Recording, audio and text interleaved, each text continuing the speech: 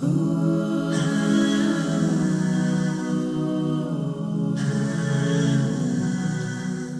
alaikum wa rahmatullahi ta'ala wa barakatuh. Welcome back, viewers, to another episode of Pathways to Prosperity with me, Ameen Hassen. And as the month, as Women's Month enters with August, we thought it great to discuss different elements in respect of women within the ambit of Islam. And we're going to start off this evening's discussion with our guest, Shaykha Umme Roomaan Soofie, who is the head of Shari'ah Risk Advisory at Standard Bank. And we're going to speak about women and entrepreneurship in Islam. And what better personality to kick this discussion off than Ummahatul Mu'mineen, the first woman that accepted Islam, Sayyidina Khadijatul Kubra radiallahu ta'ala anha. And the reason why it's a beautiful discussion for me in the personality of Sayyidina Khadija is we know that pre-Islam in Arabia, up to the dawn of Islam, women did not have rights. Women were treated as commodities. We hear the famous story of how female children were buried alive. But yet Sayyidina Khadija radiallahu ta'ala anha rose to become this prolific personality pre-Islam in Arabia. So we're going to discuss her personality and flow the discussion from there. Shaykha, assalamu alaikum wa rahmatullahi wa barakatuh. Wa alaikum assalam wa rahmatullahi ta'ala wa barakatuh. Many of us know the story of Sayyidina Khadija from the start of Islam. She was the first woman and her story starts there. But by that time she had already established herself as a personality. Maybe give our viewers a sense of who she was pre-Islam. So the beauty, Bismillah ar-Rahman ar-Rahim, wa salatu wa salamu ala Sayyidil Mursaleen wa ala alihi wa sahbihi ajma'in. The beauty that is in the personality of Sayyidah Khadija al-Kubra, and the reason her story, I believe, resonates throughout history, both with Islamic history and in the conventional world, is because of the fact that she was a woman, and as you had so aptly stated, she was a woman in the time of Jahiliyyah, in the time of a society that looked down upon women, a society that never gave women rights, a society in which women never had a voice, they never earned, they never had the right to own funds. Here she was this woman who was given a small opportunity by her father, who was a very experienced tradesman. And just to set the scene, Makkatul Mukarramah at that time was the epicenter of the economic world, right? It was the point where multiple communities would come in and multiple trade routes converged in Makkatul Mukarramah. So things that were sold throughout the world at that time, the known world at that time, all came into the marketplace of Makkatul Mukarramah, and then traders, when they would travel there for Hajj or travel there for pilgrimage at that time, would then engage in trade. So it was a hub, it was an economic hub.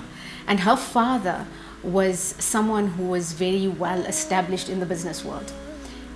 So he had given her this opportunity to participate in trade. He had taught her the trade. And this is very important for us to understand, that once a woman or once an individual is granted an opportunity, it opens up doors for them. It gives them a chance to discover who they are, to discover the skills that they then had. So Sayyidah Khadija radiallahu ta'ala took the business acumen that she had earned from her father, or that she had learned from her father, and she had taken it to such great levels that the men of that society, that chauvinistic society, that society that never gave women rights, then began to respect her to such an extent that she was known as At-Tahira. This is pre-Islam. This is pre-Islam. So she was given the name At-Tahira. She was known for her integrity in business. She was known for her interaction with her employees. She was known for a person who could recognize supply and demand. And all of those skills made her one of the richest, one of the wealthiest and most successful business people in Makkatul Mukarramah.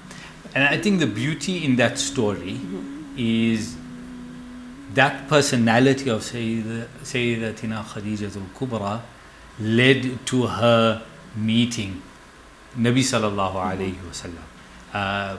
obviously pre-nubuwah.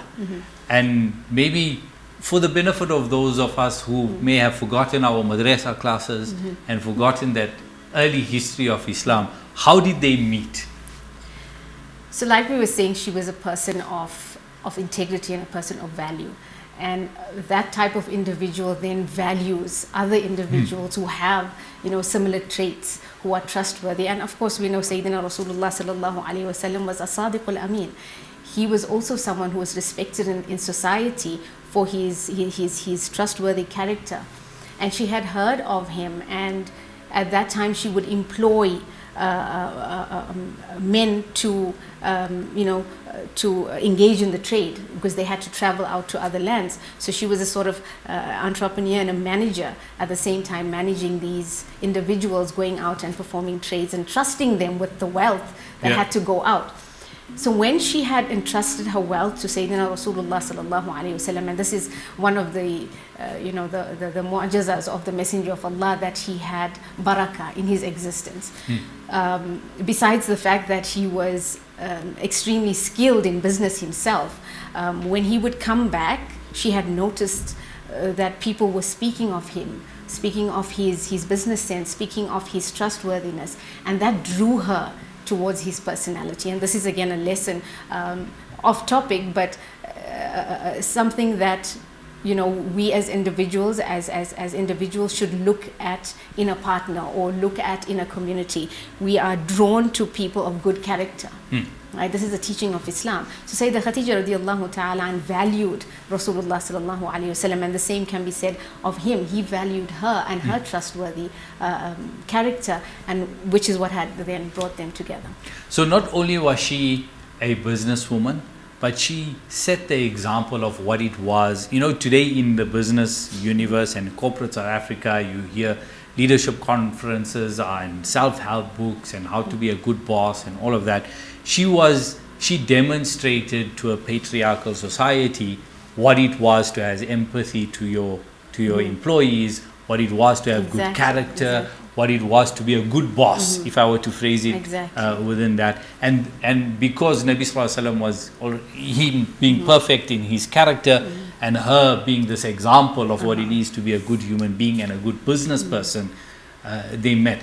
But we know that in the early history of Islam, so Sayyidina Khadija is this big personality, she's a great businesswoman, but a beautiful story for me is, we know that when the Muslims were continuously oppressed by the kuffar of Makkah, and which eventually led to what we famously call the boycott, where the Muslims had to live within the wilderness for many years.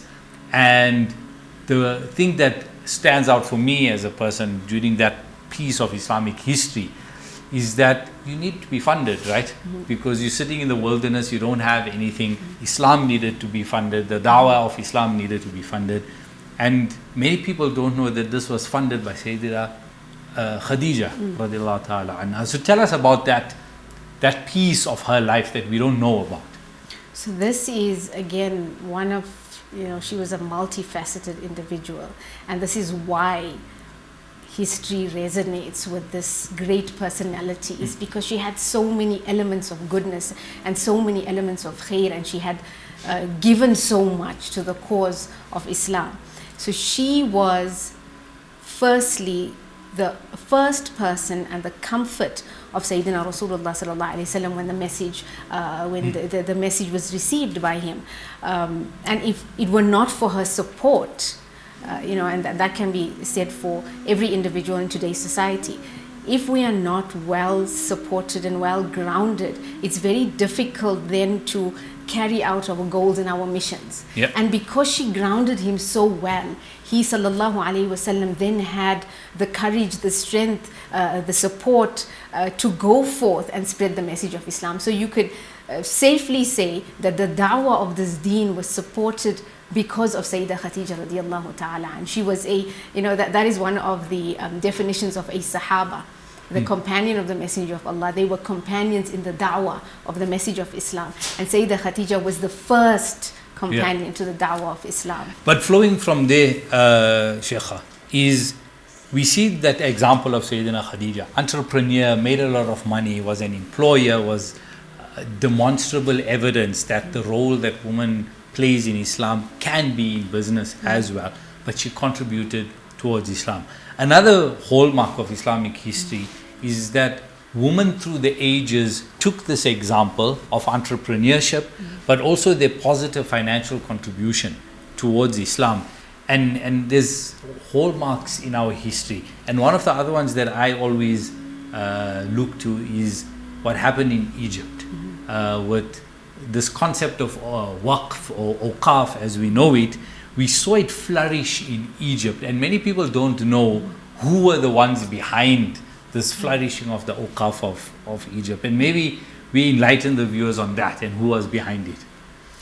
So the Institute of Waqf is an establishment that ensures the sustainability of the Islamic environment, or the Ummah, the future of the Islamic state and the development of future generations. And we find great examples throughout history. I mean, there are so many names that it's not even possible for us to mention them in the short period of time. But one particular individual, when she first began the institution of education, Sayyidah Fatima al-Fihriya, we found that she established the first Islamic university. And we hear of these stories, we maybe read of these stories, but what we don't comprehend is that when they mention these individuals like Sayyidah Khadija or Sayyidah Fatima al-Fihriya, it was from their own wealth, it was their own money that they had accumulated, that they had then given for the upliftment of the future generations of Islam. And then we find in the Abbasid dynasty as well, there were about I think over 200 or 300 institutes of waqf that had flourished during that empire, and the forerunners were the women of the sultans and of the princes. So it was a very upper class society, and the one particular element that the woman took care of or took charge of was to ensure that aid was given out, was to ensure that tunnels were built, was to ensure that bridges were constructed. They had given their own wealth to the upliftment of the Islamic society.